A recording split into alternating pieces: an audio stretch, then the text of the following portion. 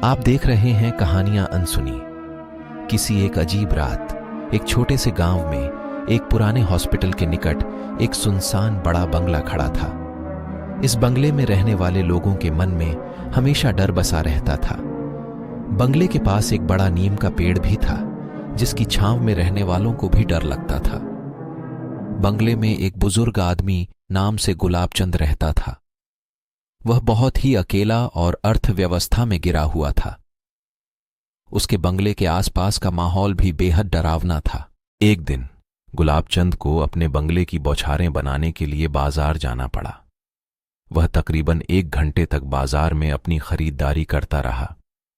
जब वह वापस बंगले की ओर लौट रहा था तो वह अचानक अपने आसपास के जंगली आवाजों को सुनकर ध्यान देने लगा। गुलाबचंद के मन में डर उत्पन्न होने लगा, लेकिन उसने अपनी धारणा को मजबूत किया और बंगले की ओर अग्रसर हो गया।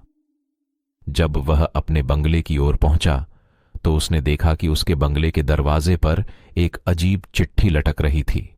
चिट्ठी में लिखा था, मुझे तुम्हारे बंगले में आने का समय मिला है। मैं आज रात तुम्हारे अंधेरे के अंदर हूं। तुम अगर मुझे बचा सको तो मैं तुम्हें बड़ी बातें बताऊंगा। गुलाबचंद को बड़ा हैरानी हुआ, लेकिन वह बहुत ही चालाक और होशियार आदमी था। उसने सोचा, यह अजीब चिट्ठी किसी का शरारती मजाक हो सकता है। उसने फिर अपने बंगले में प्रवेश किया, लेकिन अत्यंत सतर्कता के साथ। बंगले के अंदर दानों के चरणों की ध्वनि सुनाई देती थी।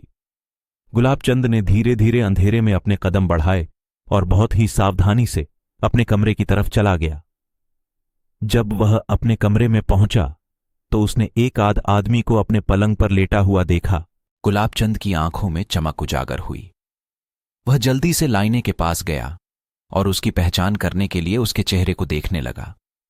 उसे अचानक एक संवेदनशीलता की अनुभूति हुई, क्योंकि वह व्यक्ति उसके पुराने मित्र विक्रमलाल का बेटा था, जो कई सालों से विदेश में रह रहा था। रामनाथ, तुम यहां? गुलाबचंद ने आश्चर्य से पूछा। हां चाचा, मैं आज शाम को वापस आया हूं, रामनाथ ने उत्सुकता भरे अंदाज में कहा। मुझे तुम्हें कुछ महत्वपूर्ण बातें बतानी हैं।